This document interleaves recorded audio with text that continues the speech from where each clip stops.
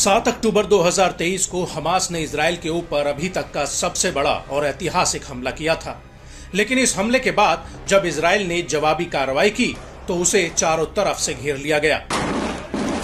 एक तरफ लेबनान का हिजबुल्लाह तो वहीं दूसरी तरफ इराक और सीरिया के प्रतिरोधी समूह उस पर हमला कर रहे थे। वहीं लाल सागर में इजराइल की मोर्चाबंदी यमन के हूती ने कर दी और इन सभी में से हूती ने इजराइल को सबसे ज्यादा चोट दी है। हाल ही में 12 जून 2024 को हूती ने लाल सागर में एमवी ट्यूटर नामक जहाज पर समुद्री ड्रोन से हमला करके उसे समुद्र में डुबो दिया था। इस हमले का मंजर इतना खौफनाक था कि जहाज चारों तरफ से धमाकों से गूंज रहा था।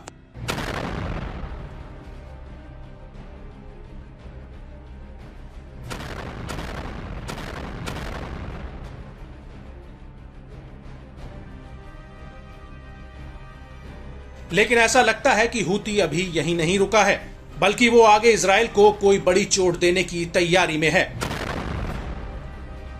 क्योंकि हूती लगातार अपने समुद्री ताकत को मजबूत कर रहा है।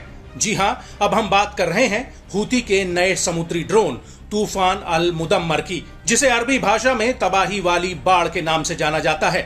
अल मुदम्मर जून 2024 के महीने में वो चौथा विशेष हथियार है जिससे हूती ने पर्दा उठाया है।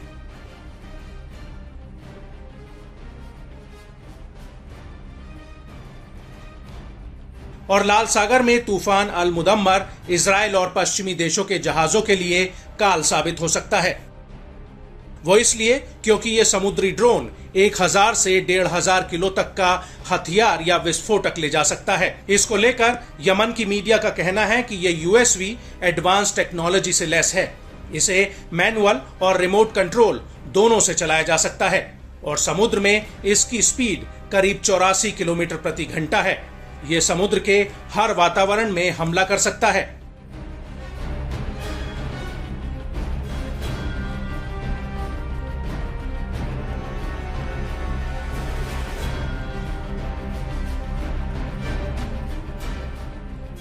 और हूती ने इसको लेकर एक वीडियो भी जारी किया है जिसमें उसने दावा किया है कि ट्रांस वर्ल्ड नेविगेटर जहाज पर लाल सागर में तूफान अल मुदम्मर से ही हमला किया गया था।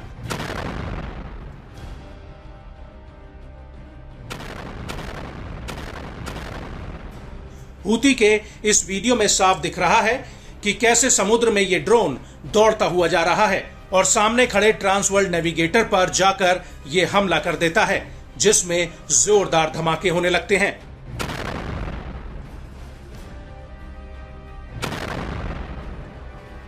आपको बता दें कि हूती ने 23 जून 2024 को ट्रांस वर्ल्ड नेविगेटर जहाज पर इसी ड्रोन से हमला किया था और इसके साथ ही हिंद महासागर में स्टॉल सिक्वेयर जहाज पर भी कई क्रूज मिसाइलों से हमला किया था।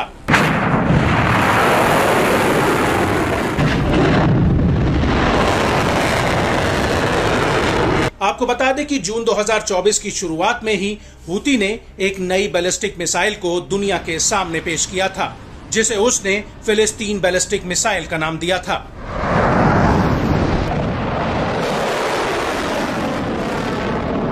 उसके बाद हूती ने तूफान 1 समुद्री ड्रोन और इसके बाद हातेम 2 हाइपरसोनिक बैलिस्टिक मिसाइल बनाने का दावा किया था।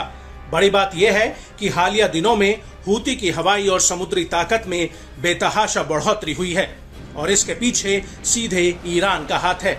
ईरान ने ही हूती को बैलिस्टिक और हाइपरसोनिक मिसाइल टेक्नोलॉजी मुहैया कराई है, जिसके दम पर वो स्वदेशी मिसाइल और समुद्री ड्रोन बनाने का दावा कर रहा है।